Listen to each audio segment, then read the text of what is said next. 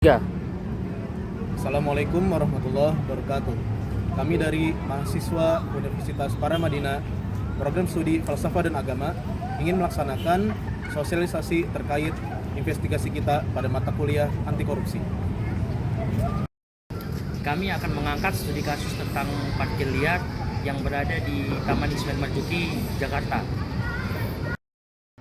Jadi gini, ini kita disclaimer dulu ya tentang tindakan korupsi di sekitar kita, khususnya pada kasus parkir liar ya. Jadi gini kakak-kakak, sebelumnya itu kita udah sempat wawancara ke salah satu juru parkir di daerah sini, di depan sana, terkait tindakan parkir ilegal atau biasa kita sebutnya parkir liar ya. Nah, jadi apa sih yang kita dapat dari hasil investigasi kita itu?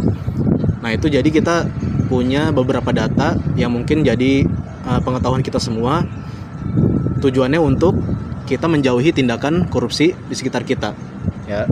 Jadi sebelumnya kakak-kakak pernah nggak nih datang ke sini naik motor atau kendaraan umum terus parkir di depan? Pernah nggak? Pernah. Pernah. Kalau kakaknya? Enggak, kakaknya belum. Nah, kalau pernah, berapa tarifnya parkir di depan sana? Sekitar 10.000. 10.000. 10.000 itu hitungannya per jam atau langsung cuma 10.000 aja gitu? Cuman 10.000 aja. Oh gitu aja. Oke. Nah, kalau yang kita tahu itu kan parkir itu 10.000, ya kan? Tarifnya itu di sana standar. Jadi udah ditetapin 10.000 gitu. Dia nggak dibatasin hitungan jam, durasinya berapa menit atau berapa jam, tapi langsung 10.000. Jadi pas kita turun dari motor itu langsung diminta tarifnya gitu, diminta uangnya. Nah, tapi pernah nggak kita mikir kemana uangnya itu lari gitu? Kemana setelah kita bayar uangnya itu disetorkan? Apakah ke dinas setempat, ke Pemda setempat, atau memang untuk pribadi dari juru parkirnya aja? Nah, kalau banyaknya pengunjung tiap hari dari Taman Ismail Marzuki ini, kita lihat itu setiap harinya pasti banyak yang datang, kayak kakak-kakak sekarang, ya kan?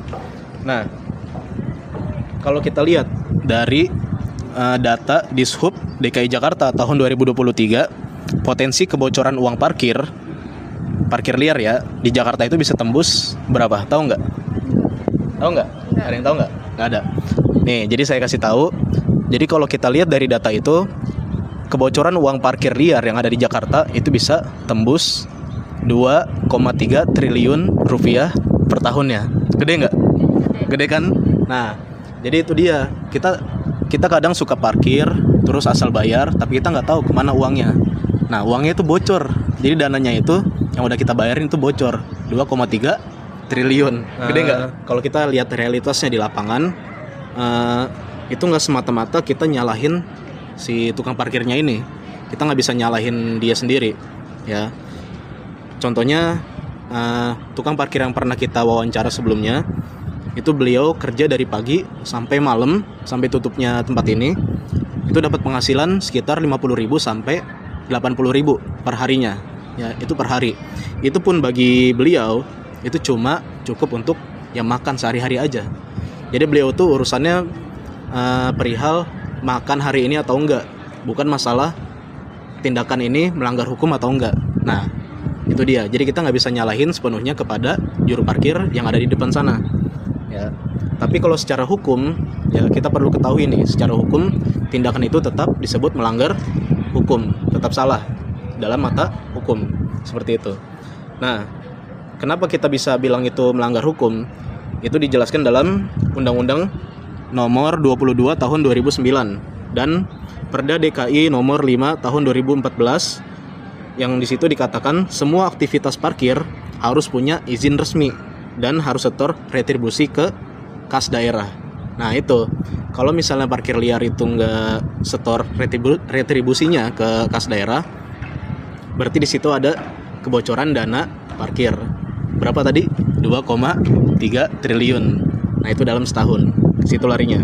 Nah, terus kira-kira kakak-kakak semua ada yang punya solusinya nggak ya? Ada yang punya nggak? Nggak ada. Nah, jadi untuk solusinya kami teman-teman mahasiswa itu punya beberapa solusi yang sempat kita pertimbangkan, yaitu antara lain alternatifnya kita adakan legalisasi atau pelatihan untuk para juru parkir ini.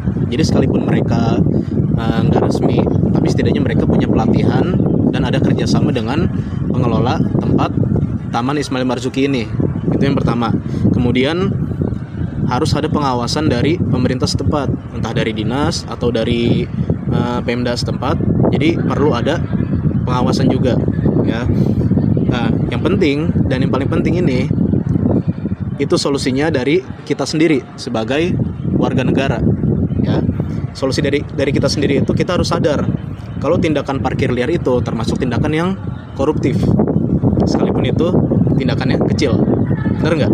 Kita tuh sering ngelihat, kita sering kesel sama berita-berita di media. Ada pejabat yang korupsi besar-besaran. Biasanya berapa? Tahu nggak? Kemarin? Di Kejagung ada. Terus yang Pertamina ada, ya kan? Terus apa lagi? Dana haji ada. Dan yang sekarang masih ada itu yang kasus 271 triliun, ya kan? Itu banyak kan? Itu uang semua kan? Nah, seringkali kita ngelihatnya kasus yang besar itu, tapi kita sering lupa nih sama kasus kecil di sekitar kita. Contohnya apa tadi? Parkir liar. Nah, seperti itu. Nah, jadi di sini saya sama teman-teman menghimbau, mengajak teman-teman kakak-kakak semua ini, ayo sama-sama kita normalisasikan untuk jujur. Contohnya dalam bayar parkir. Ya, kita ada tempat yang resmi, jadi kita parkir di tempat resmi. Lebih terjamin, lebih aman, dan itu resmi, ada buktinya dari karcisnya, ya. Jadi kita harus menghindari tindakan korupsi sekecil apapun. Contohnya parkir liar, atau misalnya di lingkungan kita, misalnya apa? Kita makan gorengan, makannya 5 bayarnya 3. Itu contoh tindakan korupsi yang kecil, ya. Jadi kita harus menghindari semua tindakan itu, ya. Jadi terima kasih untuk waktunya. Semoga apa yang kami sosialisasikan ini bermanfaat untuk kita semuanya. Ya, terima kasih. Assalamualaikum warahmatullahi wabarakatuh. Waalaikumsalam.